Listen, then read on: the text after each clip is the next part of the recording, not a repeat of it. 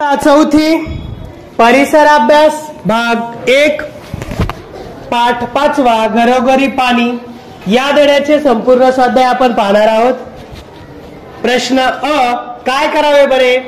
वस्तीतील सार्वजनिक नळ सतत थेंब थेंब वाहताना दिसतो। उत्तर, नगरपालिकेकडे किंवा ग्रामपंचायतीकडे तक्रार करून नळ दुरुस्ती करणाऱ्या माणसाला लगेच बोलावून घेऊ। आ, जरा डोके चालवा। तुमच्या घरात जी व्यक्ती पाणी भरते तिचे श्रम कमी करण्यासाठी काय काय करता येईल? उत्तर, पाण्याचा वापर कमी करू, पुनर्वापर करता येईल अशा ठिकाणी पुन्हा तेच पाणी वापरू, पाणी आणण्यासाठी एखादी दुसरी फेरी आम्ही देखील घालू।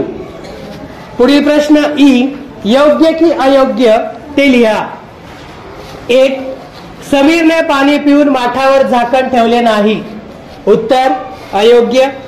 2. भांडी विसळलेले पाणी निशा झाडांना घालते। उत्तर, योग्य। 3. नळाला पाणी आले म्हणून सही भरलेला हंडा ओतून देऊन पुन्हा पाणी भरायला गेली। उत्तर, अयोग्य। 4. रेश्मा सहलीला जाताना पाणी सोबत नेते। उत्तर, योग्य।